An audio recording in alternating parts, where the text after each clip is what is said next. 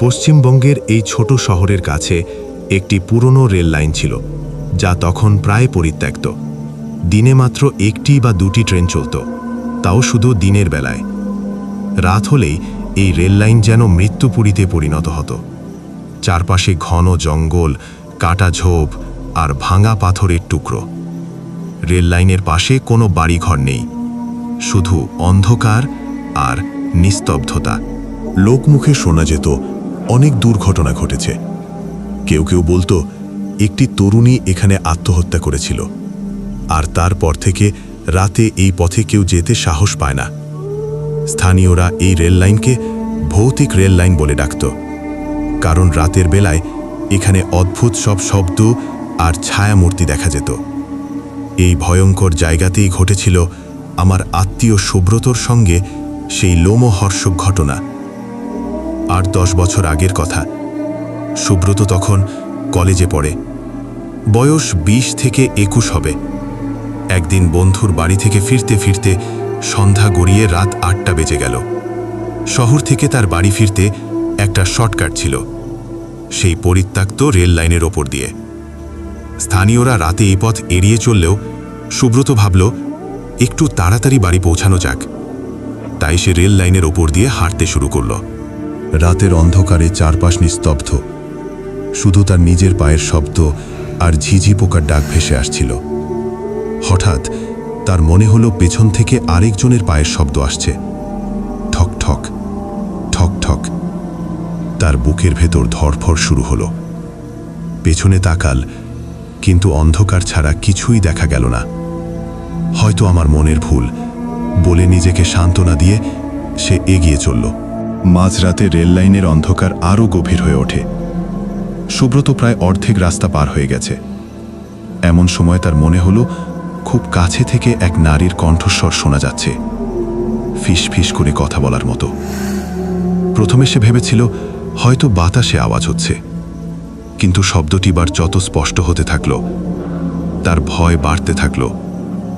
সে স্পষ্ট শুনতে পেল কেউ যেন ডাকছে, সুব্রত, সুব্রত। তার শরীর ঠান্ডা হয়ে গেল।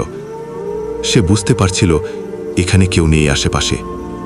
তাহলে এই আওয়াজ কোথা থেকে আসছে? সে ভয়ে দৌড়াতে শুরু করল, কিন্তু যত দ্রুত সে দৌড়াচ্ছিল সেই ফিস ফিস শব্দ যেন তার পিছু ছাড়ছিল না। মনে হচ্ছিল অদৃশ্য কেউ তার ঠিক পেছনেই আছে। হঠাৎ সে অনুভব করল কেউ যেন তার কাঁধে হাত রেখেছে। সে ভয়ে জমে গেল, ঘুরে তাকানোর সাহস পেল না। সেই ফিস ফিস কণ্ঠস্বর এবার তার কানের কাছে স্পষ্ট হয়ে উঠল। কিন্তু তারপর যা ঘটল তা কল্পনারও অতীত। রেল লাইনের মাঝামাঝি পৌঁছে সুব্রতর চোখ পড়ল সামনে, মাত্র কয়েক ফুট দূরে। একটা ধোঁয়াটে কুয়াশার মতো মূর্তি যেন হঠাৎই তৈরি হলো। এটি ছিল এক নারীর আকৃতি, লম্বা চুল, সাদা শাড়ি, কিন্তু মুখটা অস্পষ্ট, যেন কুয়াশায় ঢাকা। হঠাৎ একটা শীতল, হিমশীতল হাওয়া চারপাশে ছড়িয়ে পড়ল। সুব্রতর শরীর কাঁপতে লাগল, তার পা যেন মাটিতে আটকে গেছে। সে ভয়ে চিৎকার করতে চেয়েছিল, কিন্তু তার গলা থেকে কোনো আওয়াজ বের হচ্ছিল না। মূর্তিটা ধীরে ধীরে তার দিকে এগিয়ে আসতে লাগল, আর সেই ফিসফিস শব্দটা যেন আরও স্পষ্ট হয়ে উঠল। সুব্রতর মনে হলো কেউ যেন তার কানের কাছে বলছে, ফিরে যা। শব্দটা যেন তার মাথার ভেতর গেঁথে গেল। তার চোখ ঝাপসা হয়ে এলো, আর তারপর সব অন্ধকার। জ্ঞান ফিরল সকালে। সুব্রত দেখল সে রেল লাইনের পাশে মাটিতে পড়ে আছে।